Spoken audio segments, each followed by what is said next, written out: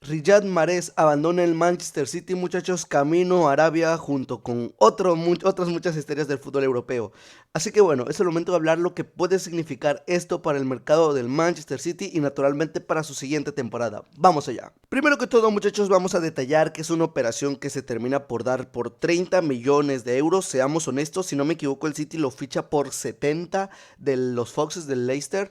Y si soy honestos, creo que no le terminan por perder realmente nada al jugador. Teniendo en cuenta que estuvo 5 años en el club, recuperar 30 de esos 70, pues no sé, pagaste menos de 10 millones por temporada al final de en cada uno de esos 5 años. La verdad es que yo lo veo muy factible en lo que son las ventas. Y es que si pensamos un poco, es natural, piénsenlo, 30 millones por un jugador que tiene ya 32 años de edad, creo que son muy buenos números después de 5 años en el club.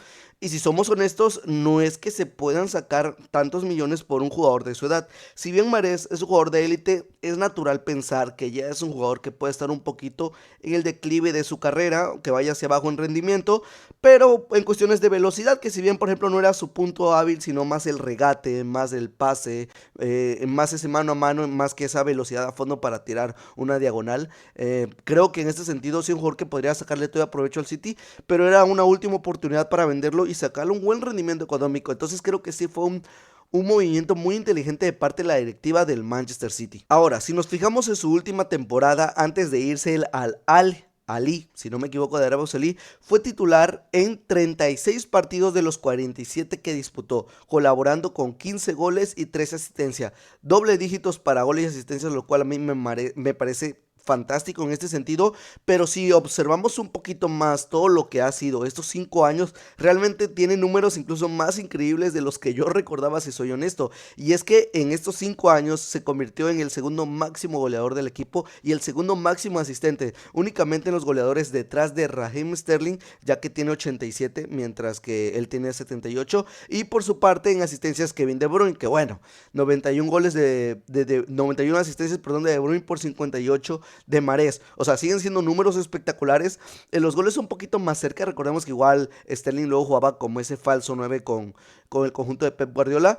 Pero pues me siguen pareciendo números extraordinarios si soy honestos. Y naturalmente es el segundo jugador que ha producido más goles en estos 5 años. Obviamente únicamente detrás de Kevin De Bruyne, que quizás es el mejor jugador que ha tenido el Manchester City en su historia. Quizás. Ahora, también ha sido positivo que es un jugador a diferencia, por ejemplo, de Bruyne, que no suele tener muchas lesiones y cuando pasan estas no suelen ser muy extensas. Y es que es bueno, está en el top 3 de jugadores que más partidos han disputado en estos últimos 5 años, con 179 partidos, empatado con Henderson, que es arquero, entonces entendemos que es natural que juegue un poco más, sobre todo porque este último no tiene una competencia tan marcada en lo que es su posición, a diferencia de Mahrez, que luego se dice que eres titular en el City por ratos.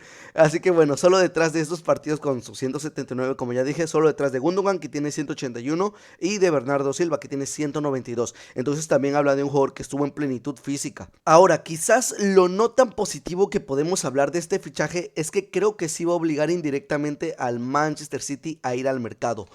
Esto es complicado porque ya vienen de una negociación, perdón, complicada con Guardiol, con el Leipzig, porque se habla que los alemanes quieren 100 millones sí o sí, se hablaba de 80 más plus, 90 más plus, y han estado un poquito en el estira de afloja. Y ahora, gastar tantos millones en un central que quizás no es tan necesario porque ni siquiera le has dado salida a Laporte, que era el central que se hablaba que iba a salir. Y a esto le sumas la salida de Mahrez, que sí recuperas 30 millones, pero bueno, encontrar a alguien de su calidad o a un jugador ya establecido como él no te va a salir barato.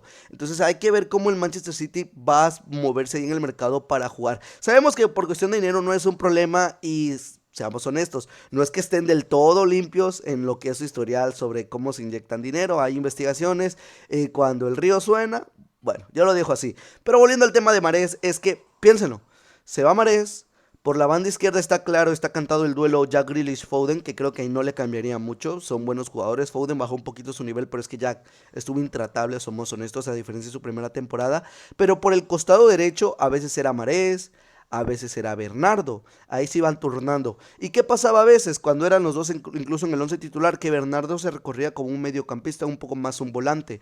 Si observamos los extremos que tiene el City en su plantilla, estarían estarían Bernardo, tras la salida de Mahrez obviamente, Bernardo, Jack Grealish y Foden. Por ahí podríamos mencionar que estuvo Cole Palmer, que sí estuvo minutos, pero a veces como extremo, a veces como volante. Entonces, pues bueno, hay que ver cómo lo termina por establecer Guardiola, porque tú eres un jugador muy joven que puede pasar muchas cosas. Sabemos que apenas no le tiembla la mano para cambiar de posición a algunos jugadores, pero sí da la sensación que sí, ya saliste de Gundogan, llegó un poquito Kovacic, por ahí pueden la sensación de que se debilitó, aunque sea un mínimo, ese mediocampo por el nivel que venía mostrando Gundogan.